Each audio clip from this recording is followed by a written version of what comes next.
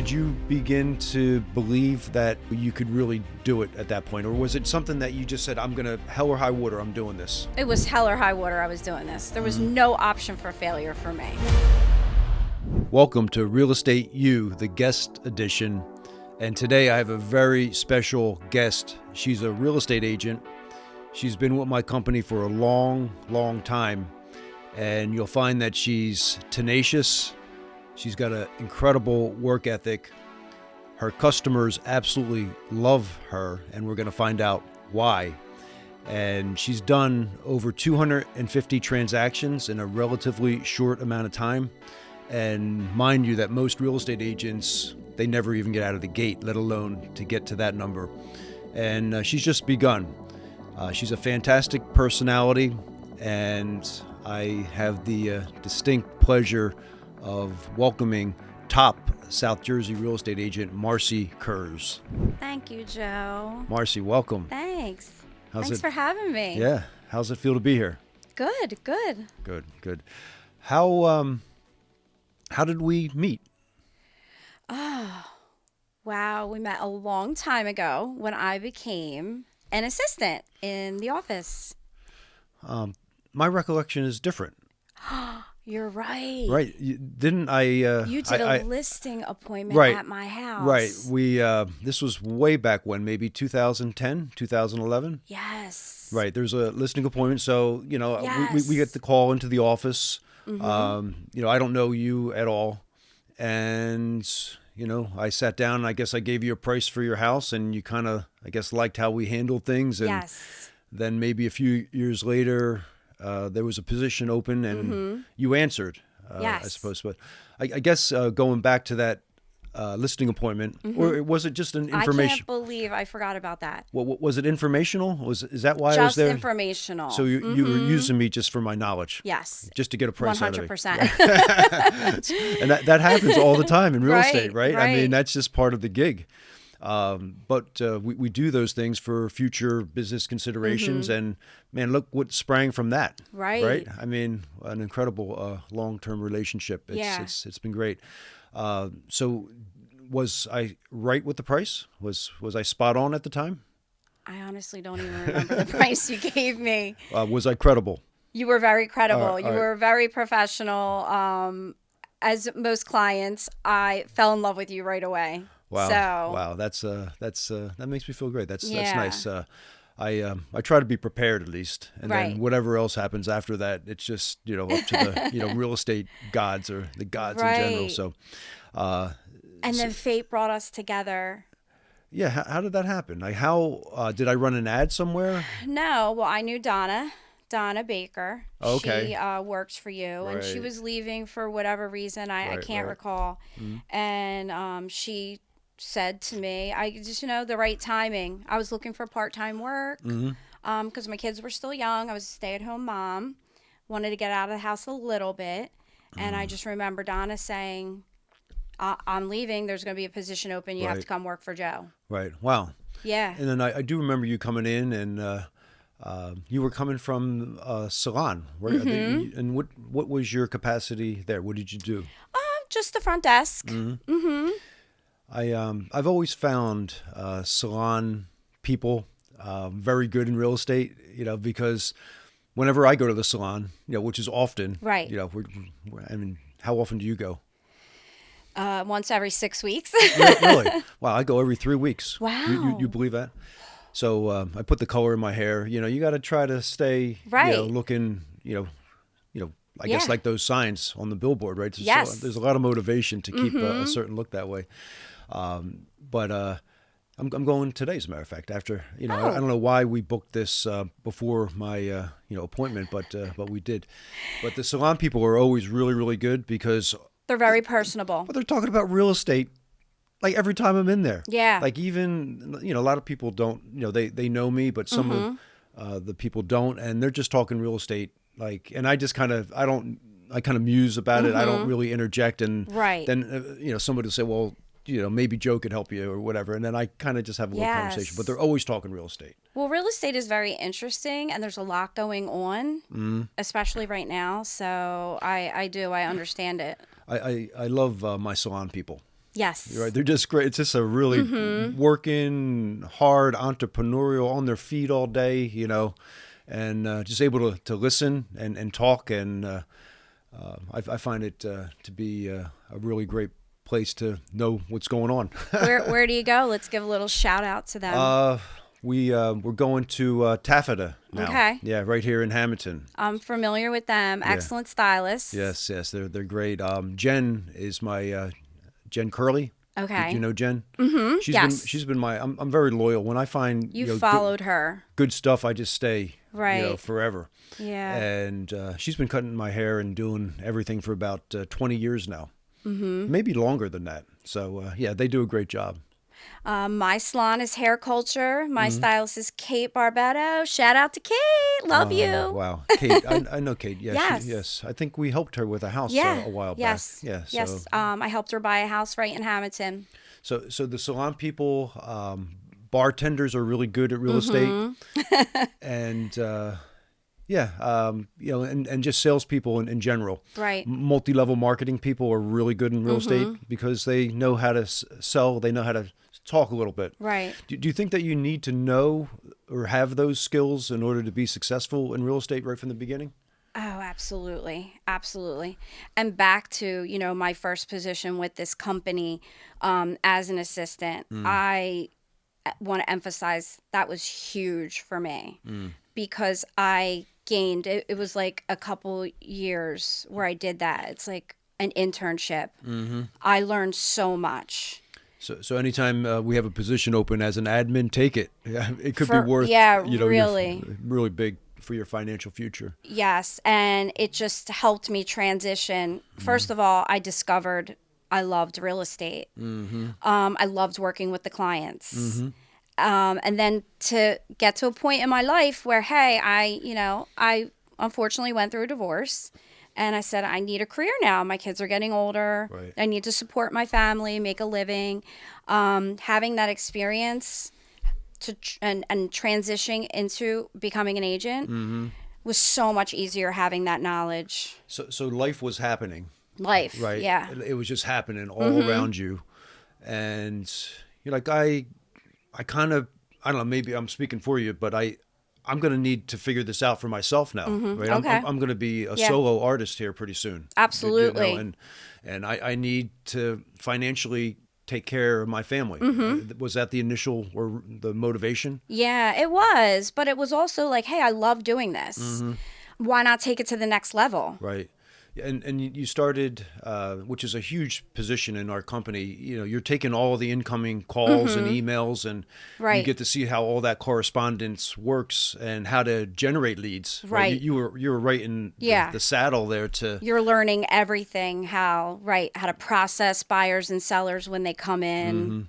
The lingo, how real estate, the cadence of a deal, how it goes, and you see firsthand the wins and the losses, right? And there's a lot of action. Yes. Right. It's funny because people think about real estate, I think a lot of times, and they're like, the market doesn't move quickly. The market moves so fast, but it moves kind of quietly, in like in an undercurrent, you know? And we are in that undercurrent. Which is very, very turbulent, Yes, you don't see the fires we put out. You don't see the closings that don't happen. You don't see the 30 plus showings we go on or the 10 offers that may get lost. You see the end result. It's kind of like a duck on a pond, right? Everything looks really still and calm. Serene, and then below the surface, it's just like, oh my God. There's piranhas under the surface. How did we get here? Right. It's like, so it's really interesting. So you had that first-hand knowledge where you really got started in it. You were immersed in it immediately. You learned how to talk to the clients, which is really, really important. There's that fear factor that probably diminished over time talking to the clients. Because when you get into real estate, especially if you're brand new and you're not really selling, what do you say? How do you say it? How do you deliver the bad news? How do you, right. How do you set the next event? What is the next event? You don't even know, but here we're able to see all of that. Right. So that was helpful. Yes, 100%. And even with the knowledge going in, you're still nervous when you have your actual first client. You know, those jitters take. Right. So in the beginning, it's just really crucial that if you don't have that, that you have a mentor that could assist you, Yes, with that. So important. Right. So you got the ultimate, you got the doctorate in real estate right out of the gate. I did. And I think all agents, this is what they should do. They should start somewhere first to get a taste of it, to see if it's something they can handle and take on and learn. Would it be a good idea for a brand new, maybe not even agent, to mirror or to come into a real estate office and just say, hey, we know who the top producers in the business is. Could be with any company. They all have them, right? Would I be able to mirror you for a week or 2 weeks or whatever that may be? So I think it's a good thing where you could work for free, maybe for a while. Right. And then just show the company, show the agent, hey, well, maybe you could be my assistant. Maybe you could learn, the ropes that way. So whenever you're giving of yourself freely, I think that's always a positive thing, especially it's like an internship, basically, in the beginning. Absolutely. So you may not be getting money in exchange for getting knowledge. Right. And in this business, that is so important. Yeah. What do you do next? What's that scenario? It's the real estate business. I think of it as, what am I walking into? What scenario is it? And there's not a whole lot of them, but there's probably 10 or 15 different scenarios that you need to know. Definitely. And you need to know when you're in it. Right. And you need to know how to advise. Right. And you have to be quick on your feet, because a client might spring something on you that, and you don't want to be frozen by that. Right. You want to, do you ever have that happen? Like somebody asks you a question and you just kind of like froze up on it? I'm sure. Yes. Yeah. I won't sit here and say, oh, I know everything. Right. I still get stumped. Yeah. Yeah. I still have to, maybe make a call to you or call another colleague. And I can remember many, many times where I was like, and you feel the heat, you have that visceral reaction, where like, oh my God, are they going to know that I'm melting down inside here? Right. But then those are the moments where you realize you go home and, you got to get better, and you got to be able to know that scenario so that, doesn't happen in the future. And there's also nothing wrong with saying to your client, hey, you know what? I'm not really sure about that. Right. But let me get right back to you. I remember when you came on board, that was right in the time where we were doing more buyer's agreements all of a sudden, and nobody was doing buyer's agreements. And to this date, they really still haven't done buyer's agreements, although you should be. I'm guilty. but we're going to have to do that now, which I think is a great thing. We can get into that maybe a little bit later. Right. But I was the only one doing it, right? And the fear was, well, nobody else is asking me to sign this buyer's agreement. Right. I'm just going to go to somewhere else. The reality is nearly nobody did that. Maybe one person out of the 30 or 40 that we had done at the time. And I just remember how nervous I was, trying to give that presentation. Absolutely. And I just said, I'm going to get through it. I'm going to get through it. I'm going to get through it. And I'm going to paint my value the best way that I can, and why this is a good idea. And at the time, we were only doing it to protect ourselves against for sale by owners, really, and to gain commitment that we weren't going to be lost to another agent. Exactly, that they were going to commit to you, and you're committing to them. So now it's changed a little bit, and that change is coming, I believe, in August. And I think it's going to be for the better, where just like we have to do listing agreements on the seller side, those make sense. We're going to have to do buyer's agreements on the buyer side. Right. And I think that's going to be a real benefit to everybody. It's going to create the situation where if you're a good negotiator, I think that you'll do very, very well. But if you are not a good negotiator, you're going to have trouble with all that. And if you don't know your value. So what that's definitely another topic. Yeah, we could. We're gonna maybe those changes. We'll talk about that because you're well versed in that. I know quite a bit about it, but I think it's going to be a general positive. Okay, good. So that's how I feel. Yes.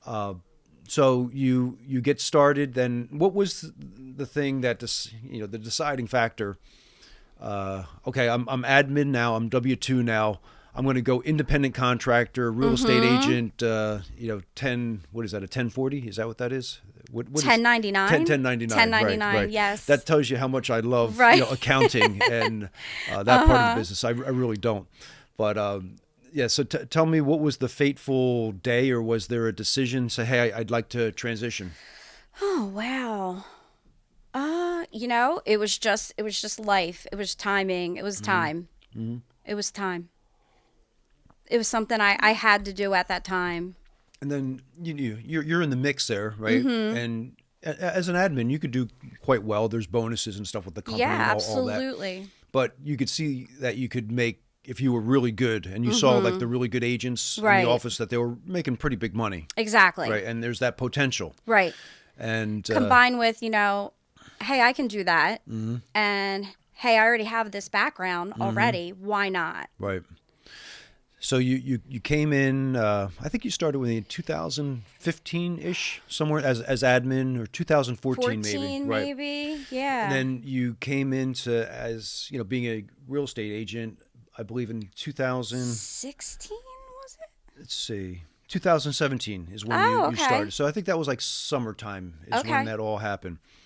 And then you still were able to do in that first 6, 7, 8 months. I did both roles. Like 15 transactions. Right. Most of them were rentals. Right. So we love those rentals when you're first starting out. Right. But that served you well, that you actually got into the field. Right. All the stuff that you heard coming into the office. Yes. You were able to implement it there. Yes. And then we, as the office, we could see, hey, can she play or not? Right. Right. And how did that turn out? Can you close? Can you close? I can. Yes, and that's important. Is that I think agents sometimes don't want to talk about the reality of you have to close. You have to. And what does that mean exactly? Close? Is it? It's not something. It's something that usually happens automatically anyway if you're doing your job, right? It's like it's not something that's a forced thing. No. Right? But I think that's what we've been conditioned on TV and the movies, Wall Street, and you watch The Godfather, that you got to close on something, right? There's going to be a problem, Right. And it's more if you are coming at it from a consulting point of view and an advocate for your client, and really it kind of almost unfolds naturally, doesn't it? It does. And when it doesn't, it doesn't. When the deal unfolds in a certain way where you are really looking out for your client's best interests, right? The clients just say, well, sign me up, I'm ready to go, that's what I want, Right. I guess what I'm thinking of is we're also not in the business to force and bully people into purchasing a house, and you have to get to that closing table. Like, say they find something that isn't favorable in the home inspection, and they don't feel like carrying on. Right. And how many times do you see agents, like other agents, trying to jam people into that bad house, into that bad inspection, and like, oh, this is no big deal. Right. And so that's you do that, right? You just say, hey man, this is a big deal. Right. You got to really. Sometimes you do have to tell your clients, look, I really recommend you walk away from this, or at least you tell them this, in my professional opinion, this is what I think you should do. Right. If they want to, proceed, but we're not going to force it just to get to the closing table, just to get that paycheck. Right. And there's a lot of, I wouldn't say a lot of agents, but I see it happening, Absolutely. And don't you think that the client always knows that that's happening? Yeah, I think they definitely can sense that. That there's like a manipulation going on. Right. We my philosophy was never, ever to make a client feel that way. Or a lot of sellers, when I go to listing appointments and they need to find suitable housing in order to sell their home, they're terrified that if they go under contract with a buyer, they're forced to settle, whether they have another place to go or not. Right. I come across that time and time again. I explain, our job is never to force someone out of their home. Right. We're going to help you navigate this so it works out nicely. Right. And That's one of the scenarios, right? That is really misunderstood by the seller. They really don't understand it, most of them. Right. And I find that I have to explain it 2 or 3 times. Right. And even sometimes they still don't fully understand. Because they're like, oh my God, you're a salesperson and you're going to protect me like that? Right. I mean, I think they're conditioned in a way that I'm not sure, because I've been burnt by other salespeople in the past. Right. There's that going on. And it's like, well, would the buyer really go for that? Well, guess what? In this seller's market, the buyers go for that almost every single time. And as long as you present that scenario to them up front and it's in your contract and it's all spelled out and understood by both parties, absolutely they're willing. And the buyers that aren't willing, well, then that's okay. They move on and they find the next house that does fit. So your first year, you're transitioning into admin to sales, and you're running around like crazy, right? Doing rentals, which are important, but they're a lot of work. And the reality is that the agents don't make, a lot of money on it. But it gets you the experience, and it gets you the referral base started. So, and that renter may turn into a buyer down the line. That's, what you all hope for. So a lot of work and not a lot of money was the reality, right? And you're a single mom at that point, right? And got your family, and you got 2 young boys in school, and you're like, man, and then all of a sudden, then in 2018, you just like flipped the switch, and it was like, what in the world happened? Like off to the races. Yes. Right. So I just have some stats here. Okay. In 2018, you went from 15 transactions, which were mostly rentals the year before. And then the next year in 2018, you did 42 transactions. So you went from 15 to 42. Most of those 42s were sales. Yes. And it was like, holy smokes. And you shot yourself into a different strata, altogether in real estate. And financially, your life began to change. For sure. Did you begin to believe that, you could really do it at that point? Or was it something that you just said, I'm going to, hell or high water, I'm doing this? It was hell or high water, I was doing this. There was no option for failure for me. So... Man, what a great way to go into it. Yeah. Right? Not a lot of people want to like kind of test the waters, and but you just immersed yourself. You said, I'm just going to do it, and this is for my family. I think is what the driving force was. Exactly. And people don't understand, it doesn't happen automatically. It doesn't just fall into your lap. You are dedicating yourself a lot 24/7. You're missing your kids' sporting events to take those buyers out or to make that listing appointment. Right. Just show that rental. You're not turning down anything. And you have to give it 150% of yourself if you want to see results. So there's tremendous sacrifice. And what I found about you, Marcy, which was interesting and really entrepreneurial, is that when you were working, you were working. You weren't thinking about being somewhere else, right? And then when you had your downtime, you weren't thinking about work, right? That's how you operate today, isn't it? Yeah, absolutely. And you need that balance, right? Because any business, not only real estate, but any business where you're your own boss, and that's what you are as a real estate agent, right? It can consume you. Yes. Right. And I do have days where it does. Yeah, no doubt. we all do. Still is no matter how long you've been into the business. Right. But you had just made the decision that I'm just going with it. In that year, to go from minimal sales to so many sales, how did you do that? It's a blur now. It's a blur. Yeah. Well, you created a lot of that business yourself, right? I mean, family and friends, I'm sure there was a lot of that going on. Right. And now almost 10 years later, I'm blessed to say, there's some families out there where I've helped 3 generations of family members. It's wild, right? Yeah. And it's just such a great feeling, to know. And it just, so when you build that base, that referral base, everybody needs to know that your life just gets easier as a real estate agent because you're already pre-sold. Right. The trust factor is already, because the whole business is trust, the whole thing. Yes, 100%. And when that one generation says, "Hey, you have to do that," and that happened, and you get the call, say, "Hey, my father says I got to use you," and I said, "Or else," and that's that's just the power of the referral. And I think that's the agent's most powerful source always, but often overlooked, sometimes, where we don't reach out, enough to our past people. Right. But I know. Your referral base is still a driver of your business today, right? A big driver. Absolutely. Yeah. And it's an honor too. The money, that's a nice reward, making a nice salary.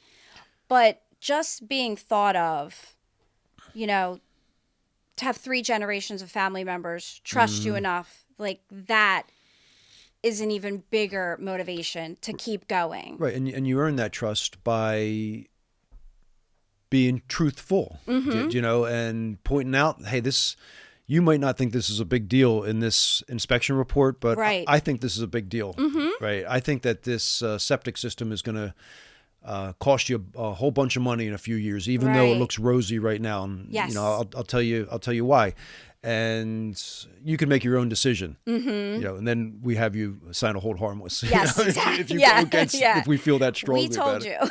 Right. But yeah, it's really important.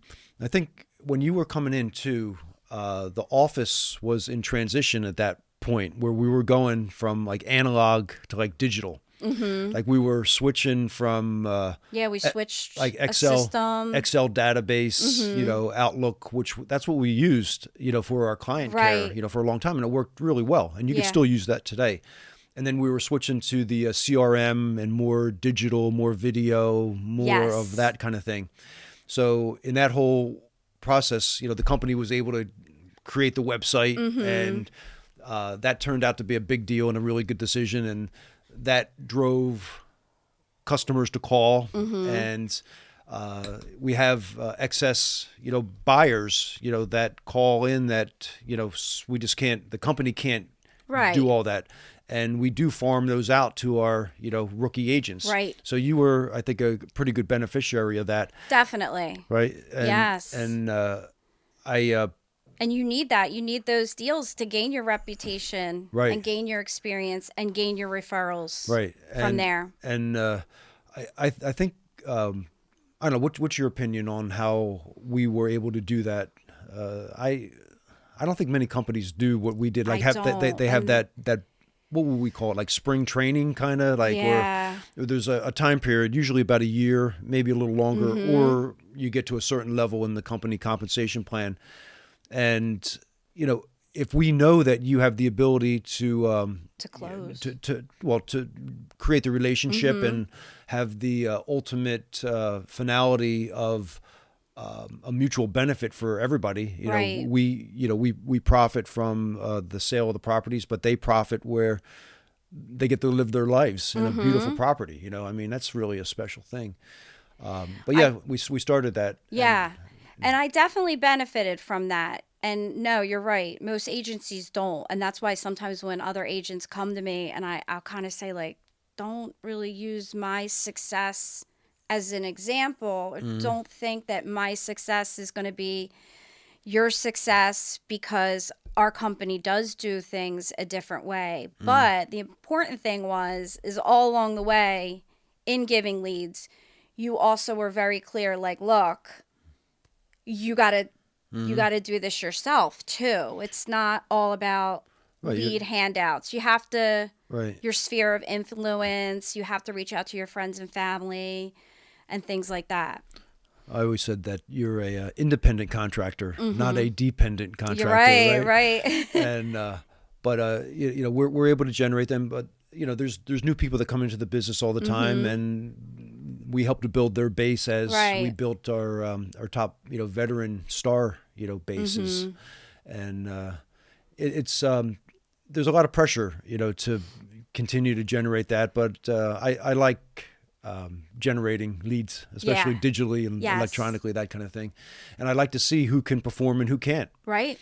And there's some agents that don't perform well. Right. And we know pretty much in the first 2 or 3, and it's important that we as the company have trust in the agents that are handling those, because there's big money and people's lives and futures are on the line there, Right. So it's a really nice dichotomy. But you've done a whole bunch of other stuff, in your evolution as being one of the top agents in the United States. It's not just like the area here, South Jersey area. It's not just South Jersey. It's not just New Jersey. You're like in the top 1%. Wow.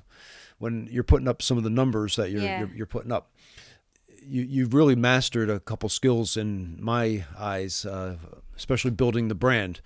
And in building the brand, what have you done? Like, how have you done? How have you built the brand Marcy? Do you mean my "Make Your Move with Marcy" tagline? Branding to me is everything. Right. And anytime that your photo is associated with any type of real estate, that's branding. Anytime your name is out there in the public, anytime the spoken word happens, Marcy Kurz, and anytime that you're on social media, you're building the brand. Yeah. Anytime people are talking about you, they're building the brand. So how have you gotten people to talk about you? Well, I mean, the most important thing is you have to stay relevant. I send out postcards. I take out ads in the local newspaper. I was on the shopping carts in ShopRite for a while. That was fun. A lot of my friends and family and past clients got a huge kick out of that. Participating in community events. Mullica Community Day in the summer. I think that's what you're really good at that. I love doing that. And I, go there and I hand out school supplies for kids for free. And everybody, they come up, is this for free? Yeah, it's for free. I want to give back to my community. I want to give back to the community that does, I feel like, show me so much love and trust and things like that. Well, that's what makes the brand powerful, is the community reach out, the trust that you build. You're visible in the community, and the love and appreciation you have for the community. Right. We wouldn't be here if it wasn't for our strong communities down. Right. Exactly. Supporting us, and you take it right to the street. And I don't know. Correct me if I'm wrong, but I don't see a whole lot of agents doing that. Yeah, I don't know. I don't pay much attention because I focus on what I'm doing and what I love to do. And to me, that's all that matters. Right. I don't try to worry about, okay, well, what are they doing? What are they, I don't know. I just do what I want to do.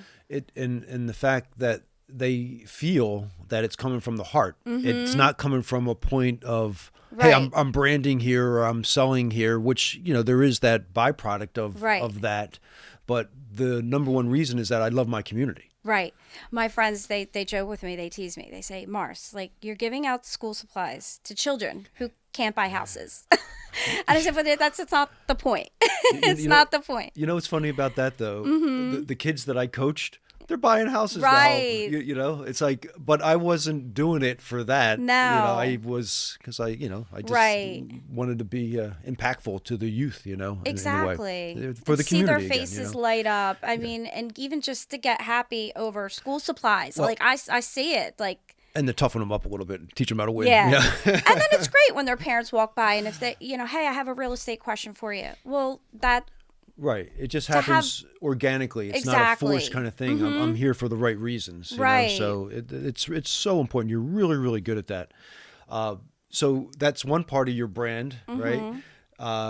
Then you have brand slogan Marcy, right? Which your slogan is? Make your move with Marcy. I mean, that is one of the greatest slogans I think I've ever heard.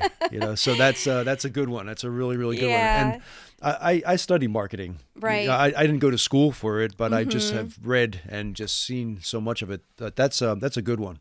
Thanks. I appreciate that. It's got the simile in there. It's got a Yes. little edge to it, and it is real estate relative. It's like it's like perfect. Right. It's really, really great slogan. And then the most recent reveal of that slogan was on some billboards, right? Yes, yes. How do you feel about being on the billboard? Shelter box. Oh, it's neat. It's fun. Isn't it though? It is. Like when you first see yourself out there in the public, isn't it kind of a weird kind of thing? It is. Like we drove, me and my friends, we got in the car. Well, we left an event and it was night and we're like, we still got to drive by it. And I hopped out of the car and they were taking pictures of me. And I think I posted some just funny pictures. Yeah. You know, just getting a kick out of it. It's very effective. The outdoor advertising in spots, and the way that you're doing it is, spot on, really strong. Yeah. I mean, I love Mullica Township. I raised my kids there. We've had, and the surrounding areas. That includes Egg Harbor City. That includes Hamilton. Now I'm part-time living in Lower Bank. We just have such a good community. I hate to see people go. Right. But if I'm listing their house and that's what they need to do, I'm here to help. But I love bringing buyers here. Right. So your reach though is like far. Yeah. It's like I see where the deals come in from. Right. I'm like, oh my God, she's down in Salem County. What? Right. She's down in Woodbury. I had one in Rio Grande. Chemung, Cape May County, Ocean City, like Hainesport, all over. So, but that's kind of like when you're a really successful real estate agent, the word will travel. Right. And you just answer the call. Yes. You're out the door, and it's really cool that way. The transition from working in the office, I wanted to kind of go back to that a little bit. COVID hits and all that. You're a real estate agent at that point, and then it transitions to working from home, essentially. So how did you handle that? I think it went well. I didn't have difficulties during COVID. There were still people to buy. There were still people selling. It was just implementing all the precautions in place. We had a couple, outside in the parking lot, drive-through closings. It's wild times, right? It was. I thought when that first was hitting, like I guess it was 4 years ago, like right now, like we were right in the middle of it. Like right about now. Yeah. But no, I think it's a little early. Things were just starting to shake. Like, okay, was this thing a serious thing or are they overblowing it? The fact of the matter is nobody knew, right? Right. But then like the world seemed to shut off like May 1st. And I'm like, oh my God, it's never going to be the same. Right. And then we kind of started, back to normal. We started getting more information and we started to, just transition, but we never made it back into the office. Right. And real estate, I've found, has been a huge transition to the positive, especially for the agents, where it's a work from home gig. Absolutely. Right. I mean, we have some meetings in the office and we get together on occasion, but very rarely, as independent contractors, it's a blessing, I think. Yeah. Could be a curse in certain ways. Right. But, if you're a real entrepreneur and you want to be on your own, you don't want somebody looking over your shoulder. Right. You got the freedom to maneuver and operate the way that you want, create the schedule that you want. Yeah, and sometimes you have to just stop what you're doing and go. And so you need all that set up at your house because this is not a 9-to-5 job. It's not not set hours. It's so sporadic. So to go in and out of the office just isn't really feasible. Right. And the equipment that you need, it's really stuff that you kind of almost already have anyway, right? You need a laptop, you need a mobile phone, and you need a printer scanner. And that's what you need. Right. And, we're set up in the office as a central apparatus where you can just log into the log system, in and email stuff over to us or put it into your files. It's very, drop and drag and really, really easy.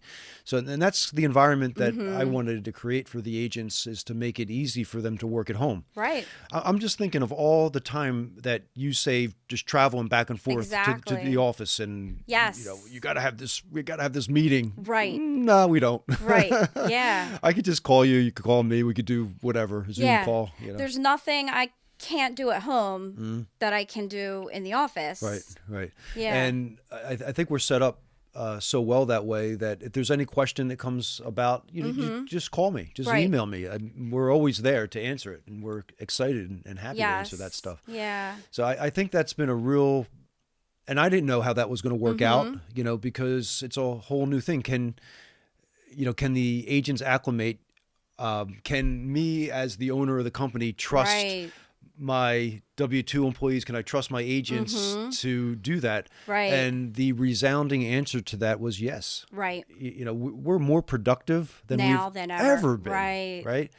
And it's just the time saving quotient is huge to me. Right. So I'm glad that you love it. Yeah, I do. And you had mentioned that, so you live in Hamilton, right? But you have a place in Lower Bank, right? Which, that's not Moloka, but it's Washington Township technically, right? So the other Washington Township. It's on the Moloka River, so I feel like it's still very Moloka. You go over one bridge and you're in Hamilton, or one way you're in Hamilton, one bridge you're in Moloka. Such a beautiful part of the world there. It's just like it is. It's like the lost portion of, It's a secret. We can't really talk about it. Oh, Marcy, I don't know. I think it's out now. I know. But and then so through your success, right? I mean, you are like just hyper successful in real estate when you compare yourself to your peers. There's only a few others in the zone that are as productive as you are,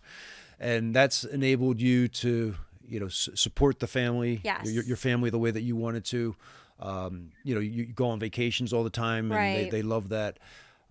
You were able to put together a little stock portfolio, and you bought your first investment property. Yes, that was just last year. Right. So all of this in Moloka. So I'm technically still a Moloka resident. You're true to the to the zone. But looking back, 10 years. In 2014, do you like any idea that you would have accomplished what you have accomplished? No. It's amazing, right? Yeah, it is. Yeah, I knew that you could do it. The power of a mother, a single mother, is great. What do they say? Like, we can move mountains, and it's true. Yeah, you have the motivation, to support your family. That's your instinct. That's your motherly, maternal instinct to do so. Right. And I cherish the fact that I got to be a stay-at-home mom. But on the flip side, you don't have that financial stability when you do that. And if something happens in your life, such as divorce, we come across lots of clients that have gone through that. That's another thing that I kind of like. I've been through it. Right. So I'm there to offer my advice on it and guidance. And well, the statistics are, just terrible, right? That way, close to 50% of marriages end that way. And when you're in that mix, you kind of know how to communicate. The personality types typically. And you have to know how to maneuver that and deal with that, right? Because emotions are strong, and But it's just amazing to me when I first met you. How you were not real entrepreneurial at that and how you had that in you and you just turned it on and it lit you up, right? And it's just really this is kind of why I love doing the business, and in my capacity where I could see the growth, just the incredible growth of you. It's just fantastic. Thank you. I appreciate that. You're welcome. More recently, too, you're in the investor world a little bit, you know, a little bit for yourself, because you know the business, right? And you know how powerful wealth building apparatus real estate is. But you also work with investors, right? So there's a real benefit to the young real estate agents out there to get involved with the investor community. Right, for sure. Because why? It's very rewarding. You know, helping someone find a property at a good value, and you get that sale, and then they are going to renovate it and make now a property that generates income for the township. Right. And then you're the listing agent for that as well. Right. Yeah, it's the opportunity for that one transaction can turn into multiple, into 4 transaction sides, and that's the multiplier effect. Right. That's how you get, or that's not the only way you get there, but that's how you get to 40 transactions, 50 transactions by doing that. Yes. And then I happen to have a very good personal investor I work with. Yes. Yeah. What company is that? Lou DeChico Property Group. Okay. Yeah, Lou, I know him very well because I've been in all your properties. Right. And my experience anyway, and correct me if I'm wrong, is you have A, B, and C class renovators, new construction, people that bring these properties back to life. Yes, and we have a great team. Lou is an A, like it's an A product every time it comes out that way. So there's no detail that's overlooked. It's not like a gloss, a wallpaper job over the problems of a property. He gets into it. Yes, and he has to, because I'm tough on him. I am. And I think that he gets into it because of you a little more than he wants to sometimes. Yeah, definitely. You got to fix that. I want that fixed. Yeah, yes. So, but it's been a great collaboration. It really has been. And he loves doing it. So, and he has the passion. It shows in the workmanship. Right. So you have a passionate real estate agent with a passionate, builder. Yes. And that mix, works, very, very well. And that's not without, I think people have a misconception of like, oh, they think it's easy money. And, if I had a few dollars, I could do that too. Right. And man, you run into all kinds of stuff when you buy some of these properties that, sometimes they're bought sight unseen. Exactly. Sometimes they're not accepting, and you're not doing inspections. Right. You're just not. And you open up, something, and it's like, oh my God, that's an extra, so 20 much grand worse. to put that I-beam in, Right. that I got to put in that I didn't think, or that roof that I thought was great, Right. wasn't such. But there's a whole lot of risk involved. And I think the other thing that I know, and too, and you might want to tell the public about, is how competitive that part of the business is, the investors. Oh, yes. Everybody wants to be a real estate investor. Everybody wants to be an investor. And lately, with the market price being inflated, you really have to watch, because a lot of these properties, they want a ton of money for. So you have to very carefully calculate your budget. Is what are you buying it for? What does it need? And what can you safely sell it for? Right. I mean, there's got to be a margin, a profit in that. And the current market has been very, very favorable, even though the investors don't think so, because they're going to hem and haw like every time, Oh, yeah. As the market is escalating. But fortunately, the market has kept going. Yes. Right. There hasn't been a retracement of the market. No. I've seen that happen where you get, caught holding the bag. Yeah. And you're in trouble. You're taking a hit. And this market has just, gone in a path where you might buy that house higher than you thought you should have. Right. And you're a little scared. But it takes you 4 or 5 months to fix that house a lot of times, and the market catches it and goes beyond. And the key is, if you do a good job, you really can't go wrong. If you do a good job and you put a good product out there for the buyer to buy, it should be a win. And so the investor game is not for the faint of heart. No. I've seen great investors, and you build a really nice combination portfolio sometimes of sales and rentals. There's different ways you can go about it. but you make the money always in the buy. Mm-hmm. Right? You got to buy them right. You do. Right, and you got to know kind of what you're getting into, and you just know that there's always that element of risk. Right.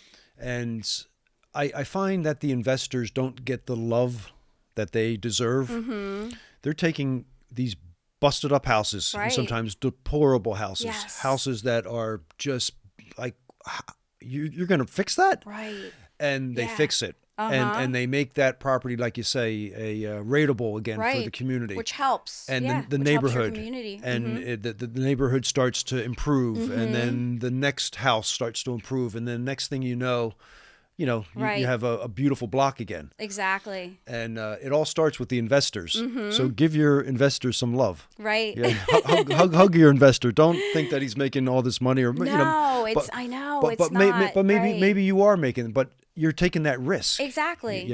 Yeah. And it's different for every property. You may hit a home run on one, but you may do, okay, I did all right on that one. We touched upon this in the we were just kind of bantering about the hard money loans. Yeah. And I don't want to spend a whole lot of time on that. We could talk quite a bit on that. But I think for the young investor, we can get you in touch with some hard money lenders that can get you started. Definitely. And if you wanted to become that entrepreneurial investor, fix up real estate, rent real estate. If you have the skills, right? It's about the money, right? There's definitely people. You just don't have enough in the beginning. Like, where do you get the money to fix it up? Right. Where do I get the money to buy this place first off, and then the fix up money usually is too much of a burden, for them to carry on. They may spend all their money in buying it. And yes, we know people that can absolutely. Right. So it's a way to get started. And it's probably, I wish I would have done that. I started as an investor early on in my real estate career, and I wish I would have known more about that. Yes. Well, gosh, only if we knew now or knew then what we know now. But all right, so all you young real estate investors, well, you don't have to be young. You can start at any age, right? Call Marcy. She'll get you started later. Yeah. Absolutely. Yeah. He retired from IT, was director of IT, had an awesome career doing that, and got burnt out. And we just said, hey, let's do this. I wanted to. It's really an important part of the business, and we talked a little bit about branding. I just wanted to go back to this for a minute with the social media part. I find that you do a great job on social media. I try. I see your stuff. Right? Yeah, I try. I'm trying to learn TikTok. So what's your favorite? What's your favorite venue on social media? Well, obviously Facebook is my first and foremost. But I am getting more familiar with TikTok. My kids are teasing me. Isn't TikTok going to destroy the world? Yeah, no. Not any more than the leaders of our country are destroying the world. It's funny. My kids, they'll say, "Oh, Mom, I saw that video you did." And they'll tease me. Right. But I started out with maybe doing birthday videos for them. And so, and I go to them, how do I do this? I'm so frustrated. So you like Facebook? You're on Instagram. On Instagram, right? But you're really beginning to like TikTok, and I get it. I understand. Right. I'm like, oh man, my daughter who does a lot of my distribution for the videos. Yeah, you got to be on TikTok. I'm like, I don't know, whatever. But I've looked at the platform, and I get the political stuff, and I'm pretty sure that we're not like China with 700 million closed circuit cameras here in the United States. I'm pretty sure that we're not like that at all. Right. And I'm pretty sure it's not going to take out the United States, a social media platform. I'm pretty sure of that. AI might, but a social media platform may not, in my research anyway. There are far greater threats among us right now than TikTok. But the thing that isn't being talked about is the ease of use of that platform. It's easy. Facebook, I go on there, and I'm like, I don't know. There's so many buttons, and there's so much detail to it. I'm overwhelmed by that. TikTok, I could just put the video up, and there it is. Yeah. It's out to the public. They like it. Okay, Yeah. good. It's making the TikTok video that sometimes I struggle with. Well, I wanted to talk about that. Like, how do you come up with the ideas for the video? Videos. You know, just in my mind, and or from other things I've seen, and It's kind of easy in real estate, right? Because we have the products that come out. The Right. listings are easy, right? We're just going to do that automatically. right. But there is a skill to putting that all together and to Yeah. make it fun, right? It's right, and I have fun doing it. Or it's just like, when you write an MLS description. Where do you get those ideas? You just come up with them, and it's not quick, it's not easy, but it's Right. important. I've been trying to outsource that my entire career. I haven't been able to do that. Did the MLS description, Right. because Wouldn't we all love that? if I tried to explain it to somebody else to write it to me, they don't have that experience of the feeling of that house. Right. It's not possible. And that's what I'm trying to portray. I'm trying to portray how much I like the house, how Right. great the house is. I sometimes, laugh at myself, obviously, where sometimes I'll write an MLS description and I'll go, I want to buy that house. And I'm like, okay, then I know I hit the mark.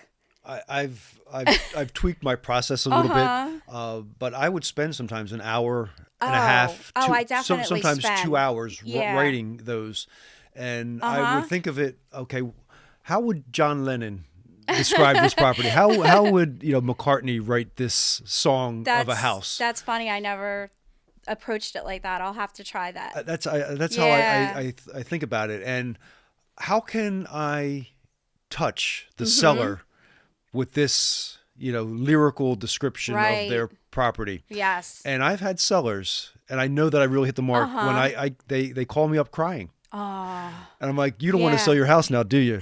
No, I read your description, Right. and yeah. When you get that message that you did a fantastic job. it's great, and Right. we love it, right? When because we are being artistic and creative, Right. and that's the beauty of. That's what I love about real estate is Right. to create, what we're doing here and bringing it to the public and out And with the houses. sometimes I don't feel naturally creative, and that's why it takes, an MLS description doesn't take 5 minutes. Right. It takes time, because I just don't want to put anything out there. I want to Right. put something out there that I love Right. too. And it's the art of it, right? And the art is in the creation and not in the perfection of it. In the beginning, man, I wanted to be perfect Right. with everything perfect. And now we're kind of like, but then it evolves into Right. something close to perfection when Right. you're just letting it happen natural, Right. And it's just like pictures. My pet peeve with pictures is like when I go through listings and I see horrific pictures. Oh, it's my pet peeve. Toilet seat up. Toilet seat up. I mean, that's not even the worst of it. Just Yeah. just pictures blurry, sideways. Right. No care. Right. No care. And I say, how did that seller look at their listing and accept that? Right. And I explain to my clients, like, we're always going to use professional photography. Sometimes my phone does take decent pictures. I don't trust it all the time, so I always trust the photographer. Right. That is your first impression. That is the pictures and the MLS. That is what is bringing people to your house. It's the artistic expression of Right. the house. And this is the house that person may have lived in for 40 years Exactly. or 50 years. And you want to it's like a time capsule in a way that Right. we're capturing, And you want to capture it accurately as well, too. I don't want my photographer to put the lens on that makes the living room look like it's 40 by 40 Right. when it's 10 by 10. Right. I don't want that deception. Man, I have a lot of wide angle lenses. Marcy. Or you see that house and it looks like the lawn is, 100 feet. The house is set 100 feet back and it's really 10 foot back. So you outsource that part. I right? outsource So that to the professionals. I still shoot a lot of my own, video. Yeah. And then my videographer, who is my daughter, helps. Right. And then my son, Daniel, he edits all of these things, and Well, it works you as have a that complete team. I'm really blessed Right. to have that collaboration and to be able to get all of this great stuff, out that way. But I still like getting behind the camera. Yes, I know you do. And I would almost prefer to be behind it than in front of it, but I kind of like in front of it too Yeah. now, But man, I was really, not so good, 4 or 5 years ago. So check out those early YouTube videos. But and if you're looking for a good photographer, Anne-Marie Young, Google her on Facebook. Right. She photos everything. Yeah, she does a great job. She is. And I see your photos. They look really crisp. She uses the top equipment. I know that she's a Sony gal, and she has all the best stuff. So yes. I shoot with Canon. Okay. So we'll have to compare our stuff together. But they actually shoot differently. And that style really is a beautiful style. So I admire that. And it's very accurate. I love that too. It's accurate. When I look at the picture, I don't say, "Oh man, that house didn't look like that." Right. Yeah, it's important. Mm-hmm. So you have the bank though to outsource that, which is cool. Which is good. And that's a big value added for your seller clients. That you're getting the top notch photographer. One of them Henry's top notch in South Jersey. Yes. And she's coming into your house, and know it's going to be shot right. It's really important. It's a big part of it. Winding up, we're getting towards the end here. So the workload, the amount of the more deals that you're doing, it's like it starts to compound, right? You have so many calls that you have to make, so many fires that you have to put out, so many deadlines that you have to meet, so many new appointments you have to make for new business. Like, how do you manage all of that? Like, how do you handle the stress of that?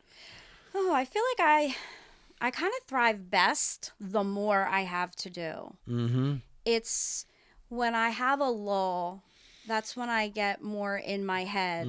So I feel like I focus better under pressure, but it's a balancing act because I have my partner Lou. We have combined families, so I have 4 kids now.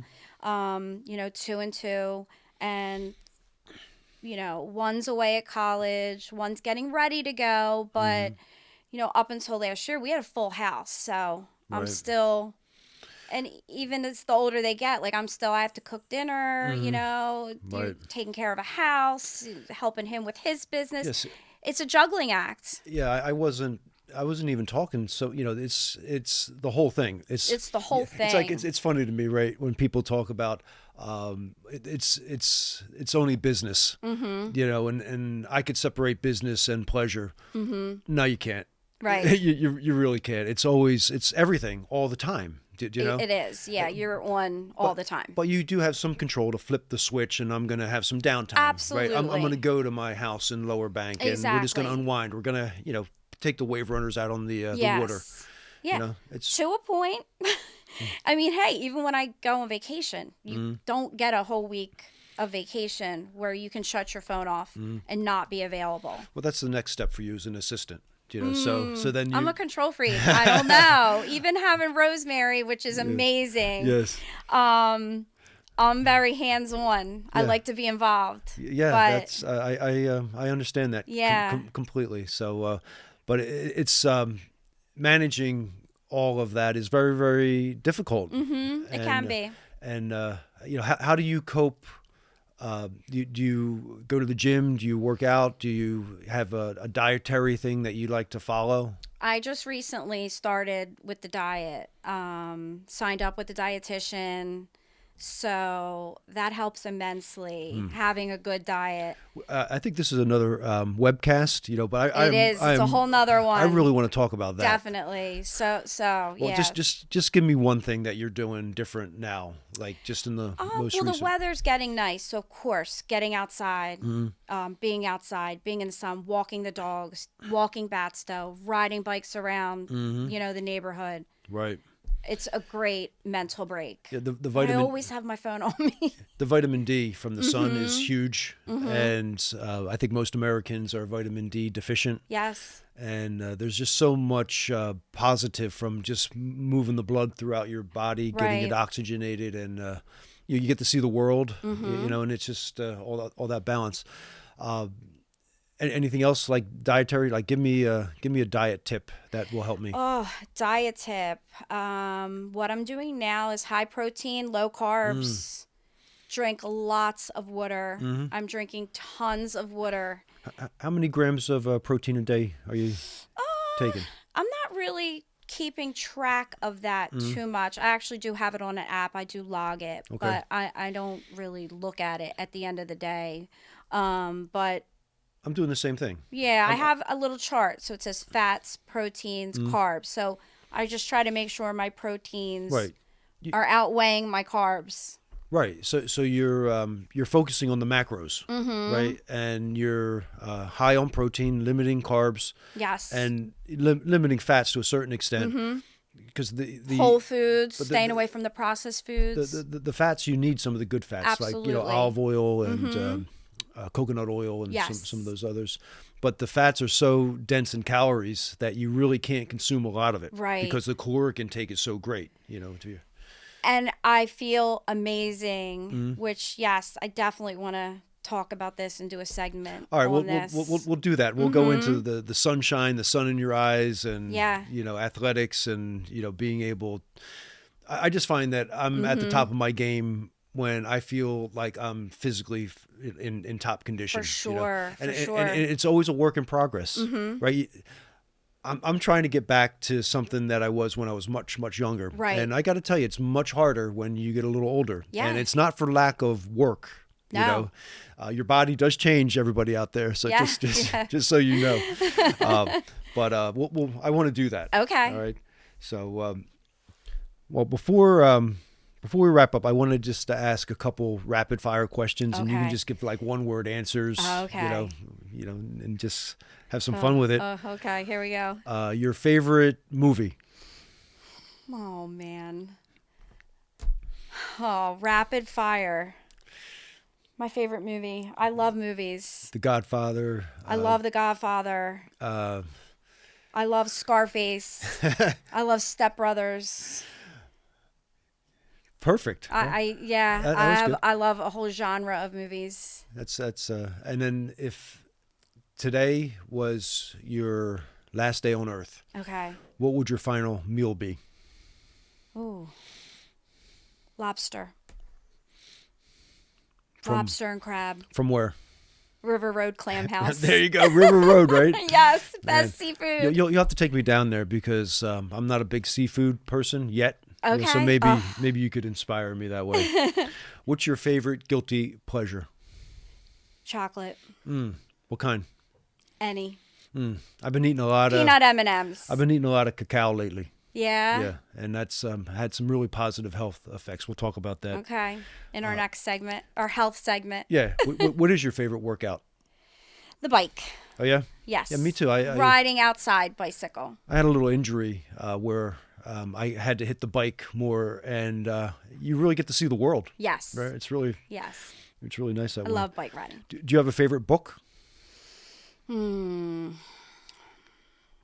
boy. A favorite book.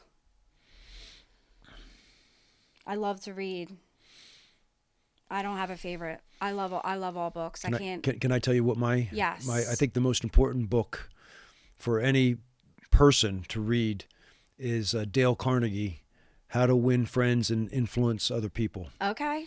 That's the book I read 30 years ago, and the lessons that my grandmother taught me were in that book. Okay. I didn't know that she was teaching me what was going to be in that book. When I read that, I'm like, that's what she does. That's why she's such a great person. Okay. That's why she was such a great salesperson. Right. Nice. So read that book if you. I was going to say you'll have to. It's a simple read. Email that to me. It was written, I believe, 1930s. Okay. Still relevant today. Wow. So really great. What's your favorite sports team? I'm not really into sports, so let me just go with the Eagles because that's Lou's favorite. Right, and my cool. kids are going to kill me because they're Cowboys fans. All right, good. The Eagles are good. And then your favorite musician, band, group, whoever. A lot of people are going to hate me for this answer. I love so many, but at the top of my list is Justin Bieber. Justin Bieber. Justin Bieber. All right. Mm-hmm. All right. I don't know many of his songs, but I have a couple on my my phone, and he's good. Yeah, I will. It's on my bucket list to go see him in concert, and I need to be like the first 5 rows. Mm-hmm. My daughter's been listening to Taylor Swift, and I was like, I don't want to hear that. Right. She's pretty she good. She grows on you. She is. She's a pretty good songwriter. I must say. She is. She's a good entertainer. So, but now I have my daughter listening to the Beatles, and I'm like, well, who's better, Taylor Swift or the Beatles? And I don't know. All right, well, I have a question for you because I love this other band too. Who's better, Journey or Def Leppard? Journey. Thank you. That's my vote too. Steve Perry, probably the greatest vocalist in rock and roll ever. And if you know a little bit about the Journey story, it's a pretty interesting story how they came to be. Def Leppard is cool. I mean, I remember I love them too. When that song Photograph came out, I guess I was 1979, 1980. Okay. I was like in middle school. Yeah, it was like baby. It was like a revolutionary song. It was a big deal, and they were good, and all the turmoil that band went through. But they have a good sound for sure. So that's why I love such a wide range. So it's hard to pick just one. Yeah. But Justin has my heart and soul. So just to wrap it. You've been in the business now for over 10 years. For any agent that wants to achieve the level of success that you've achieved, what would be your words of wisdom to get, to the upper echelons, the highest echelons of real estate? Give it your all. Just give it your all and more, and then more. And my colleague, Andrea Lafontaine, she said it best in her interview. It's not for the faint of heart. But if you're going to do it, you have to have a good support system around you and just give it your all. There's no safety net to this thing. No. So you're flying, without it. And your attitude, I believe, was what is propelling you. Like, it was hell or high water, man. I was doing this. I was going to make it. Yeah, and you have to be very disciplined financially, because you could, go months, especially in the beginning, months with no pay, but you're working your butt off. So just got to stay focused and stay in it. It's the mindset. You have to have that mindset going in. Yes. That I'm gonna make this happen. Right. And I'm gonna put together a really great service. I'm gonna create a following with the public, and I'm just gonna work every day towards that. Right. Whether it takes me 1 year, 2 year, 5 years, stay in it. We were talking about that. To become a master at something, you need to invest at least 10,000 hours. I don't know how that number came to be, but that's what I've read. Okay. So that comes out to 412 days of continuous 24-hour nonstop. So that's the kind of investment that you have made, and that's why you're at the top. Thanks.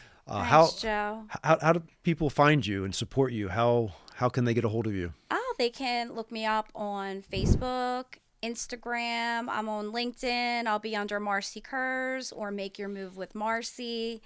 Yeah, the thinkw.com website. You can go there. Just go under agents. Go to Marcy Kurz. My page will be there. You could just Google Marcy Kurz. Just Google. And you dominate. If you Google Marcy Kurz, there's 45 entries of Marcy Kurz, Facebook, Instagram, YouTube. I mean, I hope so. The whole thing. So I haven't Googled myself lately. Well, Google yourself. You're right. So you're all over, and the public has embraced you, and how couldn't they, right? And if you really want to be a top tier real estate agent, watch this video a few times and really listen to the words of wisdom that Marcy Kurz has spent time here telling us today. You'll save yourself a ton of time, and you'll be able to get to where you want to go much, much quicker in real estate. So make your move with Marcy. Yeah, make your move with Marcy. Right. I'll take care of you. So thank you for tuning in here today. This is Real Estate U, the guest series, and we'll see you on the next one.